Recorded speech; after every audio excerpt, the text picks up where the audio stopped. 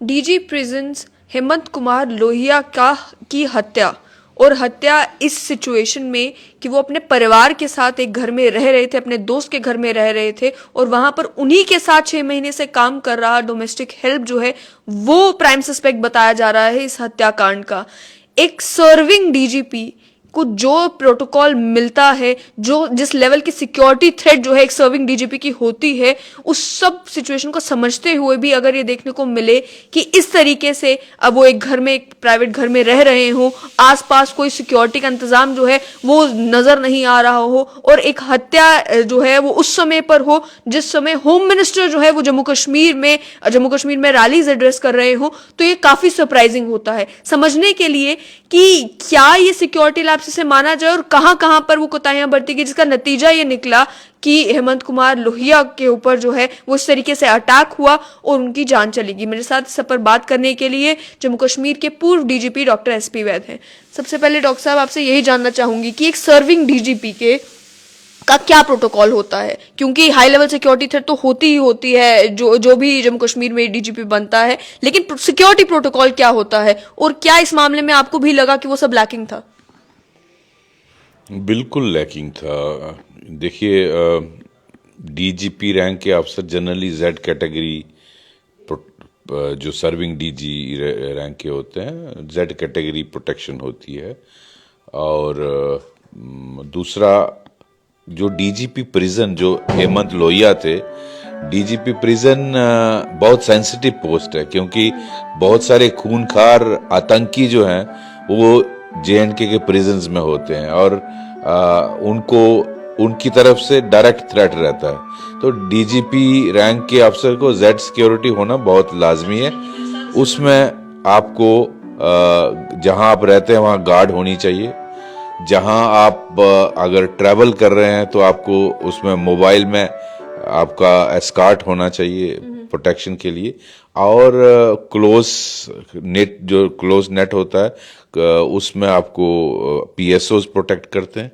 तो आपका ये प्रोटोकॉल डीजीपी रैंक का होना जरूरी है। जो वहाँ हेमंत लोहिया के जो मुझे वहाँ पता चला कि वो एक प्राइवेट घर में रह रहे थे, उनकी जो ऑफिशियल रेजिडेंस उनको अलाट हुई थी उसकी शायद रिपेयर चल रही थी। लेकिन मुझे हैरानगी इस बात की है कि फिर वो ट्रांजिट मेस में क्यों नहीं रहे, क्योंकि मैं यहाँ का लोकल हूँ रहने वाला, लेकिन मुझे याद नहीं आता पिछले 35 साल में कहीं किसी प्राइवेट घर किसी आदमी के घर में मैं रहा हूँ, या तो अपने घर में या ट्रांजिट मेस में, क्योंकि वो प्रोटेक्टेड होती है। और अगर आपने प्राइवेट रेजिडेंस पे रहना भी था, अगर कोई ऐसी मजबूरी थी या कोई हालात ऐसे थे, तो वहाँ गार्ड होनी चाहिए थी। वो गार्ड क्यों नहीं थी ये मुझे मालूम नहीं। ये तो जो लोग डिपार्टमेंट में हैं उसका जवाब वो देंगे। सिक्योरिटी डिपार्टमेंट की जिम्मेदारी होती है। सिक्योरिटी लैब्स मानेंगे इस बात को भी कि वहां के सीआईडी विभाग को मालूम नहीं, वहां के लोकल एसएचओ को मालूम होना चाहिए था कि यहाँ पर हमारे इलाके में जो है वो डीजी प्रिजन एक प्राइवेट घर में जो है वो रुके हुए हैं। वहां के आसपास पुलिस पर्सोनल को मालूम होना चाहिए था कि ये यहाँ पर है। जाहिर सी बात है, प्रोटोकॉल तो यही कहता है कि उन सबकी नॉलेज में ये होना चाहिए कि भाई इस तरीके के एक हाई लेवल सिक्योरिटी थ्रेट जिस व्यक्ति को है वो हमारे इलाके में फिलहाल रुका हुआ है। बिल्कुल पता होना चाहिए। इनफैक्ट एसएचओ जो लोकल एसएचओ होता है उसको मालूम होना चाहिए कि कौन कौन इम्पोर्टेंट लोग उसके इलाके में रह रहे हैं।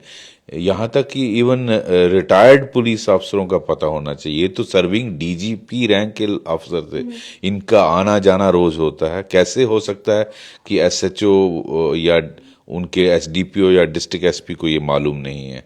और एसएचओ और एसडीपीओ डिस्ट्रिक्ट एसपी को बताते हैं, उनको मालूम होना चाहिए। और इवन सीआईडी का काम है, वो उनकी तरफ से कोई डायरी गई है कि इस तरह से ये रह रहे हैं, इनको रिस्क है यहाँ पर?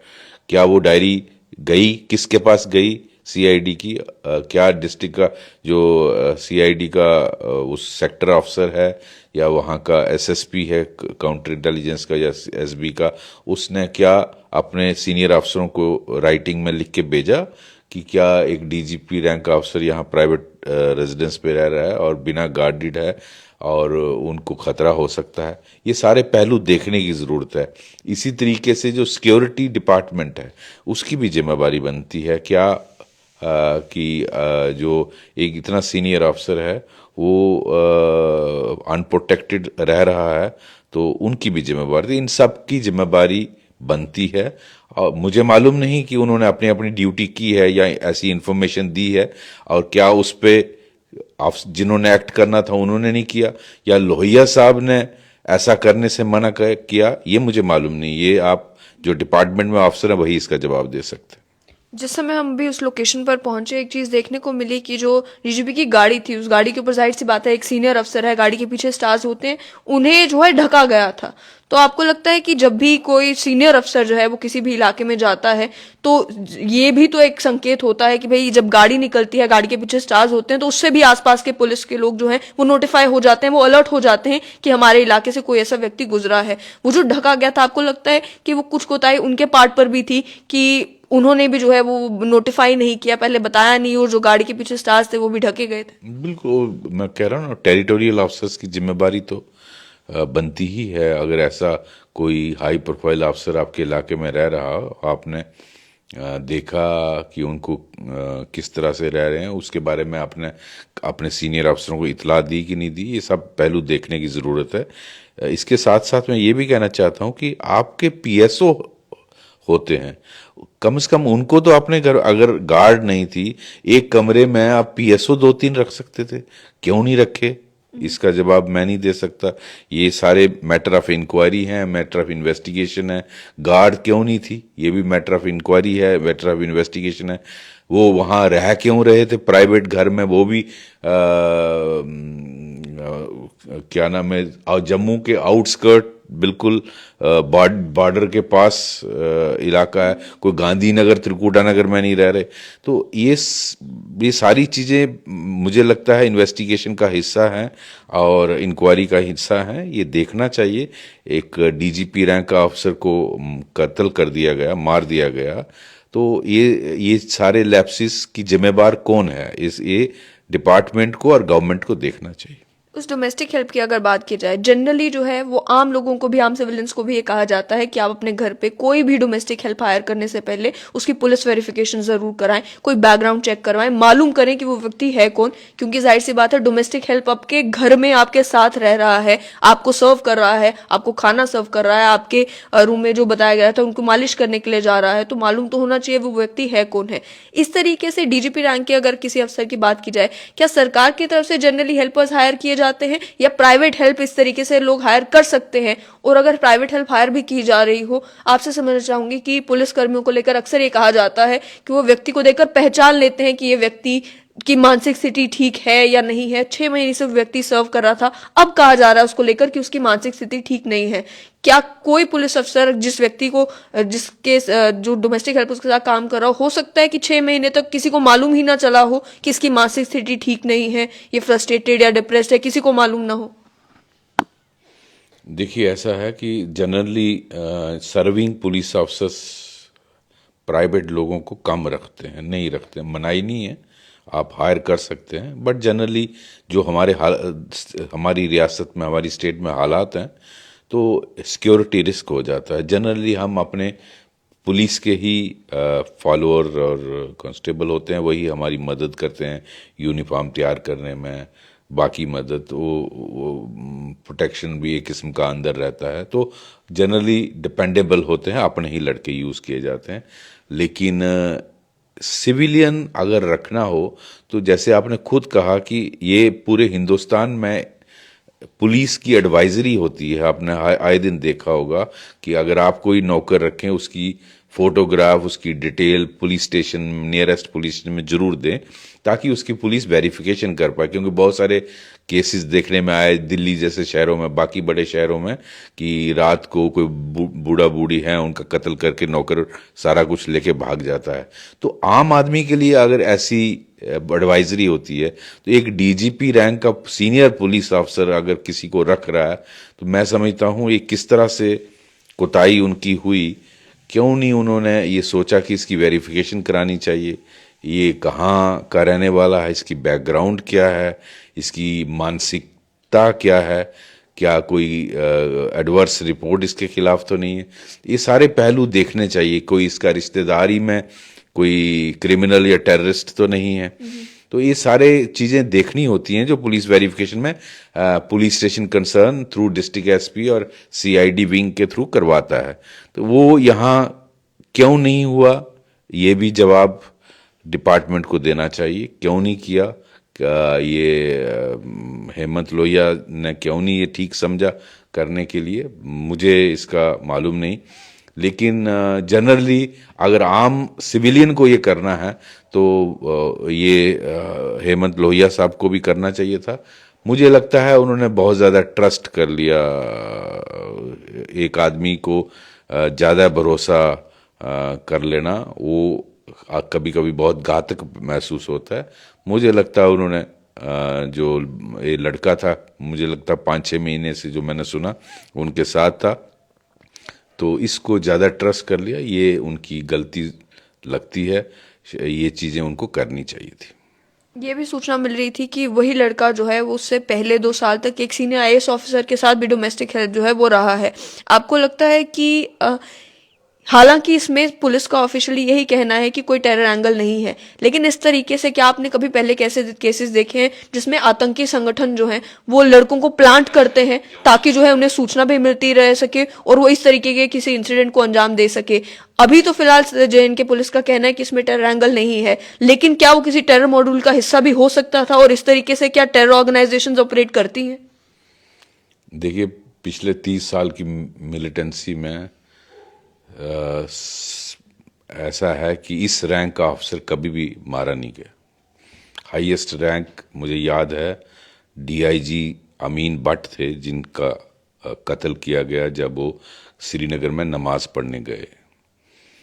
उसके बाद मुझे नहीं याद आता किसी इतने सीनियर अफसर का कत्ल किया हो।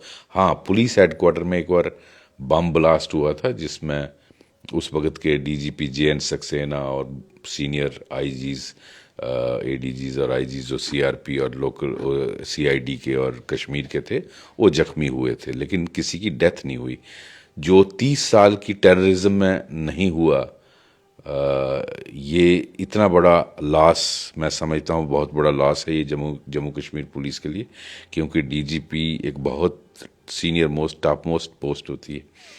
इसमें मेरा ये कहना है कि इसको पूरी तरह से अच्छी तरह से इन्वेस्टिगेट करना चाहिए, क्योंकि ऐसा कई बार होता है कि लॉन्ग प्लानिंग के साथ ऐसे भी केसेस होते हैं जहां टेररिस्ट ऑर्गेनाइजेशन ये जैसा आप कह रही हैं प्लांट भी करते हैं, इसमें कोई डाउट नहीं है। इसीलिए वेरिफिकेशन ज़रूरी होती है, बार बार सीआईडी वो होता है, बार बार नज़र रखना ज़रूरी होती है।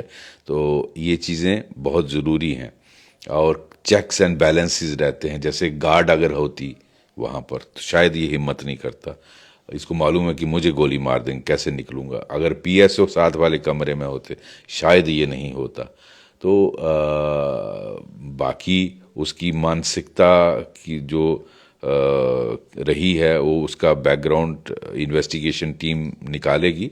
लेकिन मैंने जो मौके पे जाके देखा, मुझे लगता है कि उसमें जिस तरह से उसने तैयारी करके रखी थी,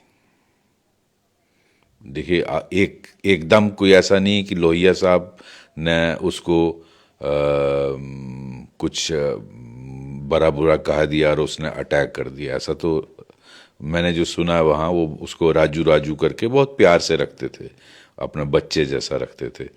और जैसे आपने कहा, पहले वो 1.5-2 साल एक सीनियर आईएएस अफसर जो प्रिंसिपल सेक्रेटरी रैंक के हैं उनके घर रहा है, और मैंने उनसे भी बात की। उनका कहना है कि वो उसका बहुत वायलेंट टाइप का बिहेवियर था, गुस्से टाइप। 1-2 बार उसने उनके पेरेंट्स से भी बदतमीजी की और उनके साथ भी बदतमीजी की। तो उनके बेटे ने उसको पकड़ लिया, तो उसको उन्होंने उसी दिन सोचा कि हम इसको अपने साथ नहीं रखें। उसके बाद इसने एक और सीनियर अफसर के घर जाने की कोशिश की, 2 बार वहाँ गया। तो और फिर इतनी देर में लोहिया साहब बाहर से डेपुटेशन से आए और उनको वो ढूंढ रहे थे कि कोई लड़का उनकी घर का काम करने वाला हो।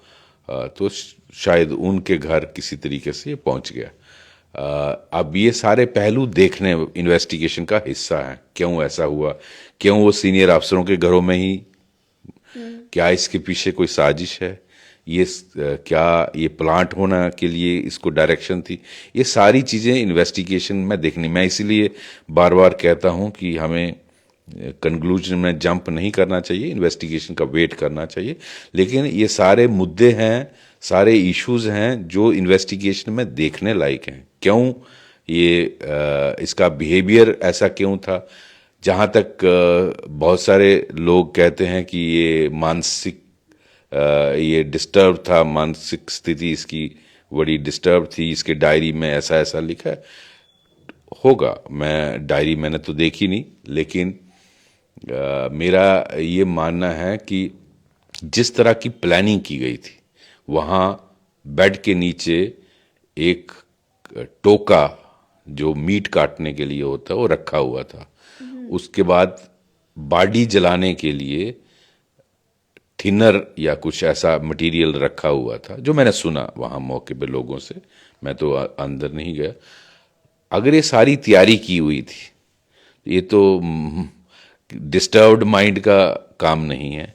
और फिर अगर मारना ही था, डिस्टर्ब माइंड था, तो किसी लेडी जो रोज घर के आर्डरली से, नौकर से उलझती है कि ये नहीं बनाया वो नहीं बनाया, किसी लेडी को क्यों नहीं मारा, किसी दूसरे जो जिनके घर रह रहा उनको क्यों नहीं मारा, और मौका उसी तरीके का ढूंढा डीजीपी के को ही क्यों मारा, लोहिया साहब को ही क्यों मारा। और मारा भी किस वक्त जब ऑनरेबल होम मिनिस्टर का विजिट था। तो क्या ये कोई डायरेक्शन थी, क्या प्लानिंग थी, इसका जो सोशल मीडिया जो इसका वो है सब देखने की ज़रूरत है। मेरी इंफॉर्मेशन के मुताबिक उसमें भी इंक्रिमिनेटिंग मटेरियल है। जो एक चिट्ठी भी उसके बाद एक वायरल हुई थी, जिसमें एक कोई पीपल्स एंटी फैसिस्ट फोर्स और इसी तरीके से ऑर्गेनाइजेशन थी, जिसने चिट्ठी में कहा था रिस्पॉन्सिबिलिटी क्लेम की थी। लेकिन उसको लेकर देखने को ये मिला कि जम्मू कश्मीर पुलिस ने क्लियर तौर पर ये कह दिया कि फिलहाल इसमें कोई टेरर एंगल नहीं है। इनिशियली जब ये इंसिडेंट हुआ उसी समय कह दिया गया कोई टेरर एंगल फिलहाल नहीं है, इन्वेस्टिगेशन में अगर निकल के आएगा तो देखा जाएगा। उसके बाद एडीजीपी जम्मू की भी स्टेटमेंट आई, इंटेरोगेशन जब उस व्यक्ति उस प्राइम सस्पेक्ट की जा रही थी, तो इंटेरोगेशन के बाद भी यही कहा गया कि फिलहाल कोई टेरर एंगल निकल कर नहीं आया। आपको लगता है कि ये बहुत प्रीएम्प्टिव स्टेज पे कह दिया गया कि टेरर एंगल नहीं है, जबकि इन सभी एंगल्स को इवैल्यूएट अभी किया जा सकता है? मैं समझता हूँ, इसीलिए मैं बार बार कहता हूँ इन्वेस्टिगेशन का इंतज़ार करना चाहिए। लेकिन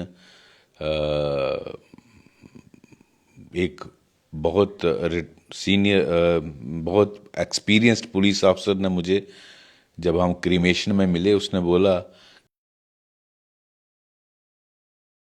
कि आप समझते हैं जिमनी क्या होती है, जो केस की डिटेल्स हम इन्वेस्टिगेशन करते हैं उसकी जिमनियाँ दी जाती हैं।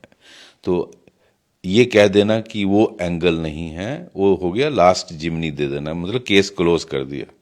ऐसा मैं समझता हूँ जल्दबाजी में नहीं बोलना चाहिए था। उसके बजाय ये कहना अच्छा है कि अभी इन्वेस्टिगेशन चल रही है, तफ्तीश चल रही है, देखते हैं क्या निकलता है। अभी हमें इसके बारे में अभी इन्वेस्टिगेशन में पता चलेगा क्या है। तो ये इन्वेस्टिगेशन में जंप कंक्लूजन करना बहुत जल्दी ठीक नहीं होता है, और इसलिए ज़रूरी है कि सीरियसली इसको इन्वेस्टिगेट किया जाए, और ये सारे एंगल देखने के बाद ही इसके बारे में अदालत को भी इन्फॉर्म करना चाहिए, और गवर्नमेंट को भी इन्फॉर्म करना चाहिए, और मीडिया को भी इन्फॉर्म करना चाहिए। After every fact is with you. लेकिन जल्दबाजी में ऐसा बोलना ठीक नहीं होता, क्योंकि वो केस को डैमेज करता है। ये मेरा पर्सनल मानना है। उस लड़के को लेकर भी इनिशियली ही ये कह दिया गया कि डायरी के कुछ पन्ने मिले हैं, ऐसा लगता है कि वो मेंटल स्थिति उसकी ठीक नहीं है, वो मेंटली इंसेन हो सकता है, ये हो सकता है, वो हो सकता है। आपको लगता है कि वो भी कहना बहुत प्रिएम्प्टिव था? क्योंकि अगर तो वो मेडिकली इंसेन है, क्लिनिकली इंसेन है, सच में मेंटली इंसेन है, तो फिर तो प्रोसिक्यूट भी नहीं होगा, क्योंकि जाहिर सी बात है जो व्यक्ति की जिसकी मानसिक स्थिति ठीक नहीं होती, अगर वो मर्डर करता है तो उसे मेंटल असाइलम भेजा जाता है, उसे पागल खाने भेजा जाता है, उसे उसका इलाज होता है, फिर उसे प्रोसिक्यूट नहीं किया जाता। आपको लगता है वो भी कहना जो है बहुत जल्दबाजी में था? हर मर्डर का मोटिव होता है, हर मर्डर का मोटिव होता है। इस मर्डर में क्या मोटिव है? कोई अगर उसने पैसे लेके भागना होता, इसलिए कत्ल किया, जनरली होता है लोगों के घरों में कोई डकैती होती है पैसा लेने के लिए या सोना लेने के लिए, और आदमी कत्ल कर देता है। वो यहाँ वो ऐसा कुछ नहीं दिखता। कोई स्पर ऑफ द मोमेंट आपने किसी को झाड़ दिया, गुस्सा आ गया, अगला रिएक्ट कर गया और आपको स्पर ऑफ द मोमेंट उसने अटैक कर दिया, ऐसा भी नहीं लगता, क्योंकि तैयारी की गई है। फिर मारा ही लोहिया को क्यों, हेमंत लोहिया को, किसी दूसरे को क्यों नहीं मारा? तो मानसिक स्थिति पे, अगर मानसिक स्थिति खराब है तो किलिंग का मोटिव क्या है ये जानना, और ये इन्वेस्टिगेशन में बहुत जरूरी है इन्वेस्टिगेटर्स को कंक्लूजन में पहुंचने के लिए कि अगर हेमंत लोहिया को इस लड़के ने मारा तो उसका मोटिव, कारण क्या है।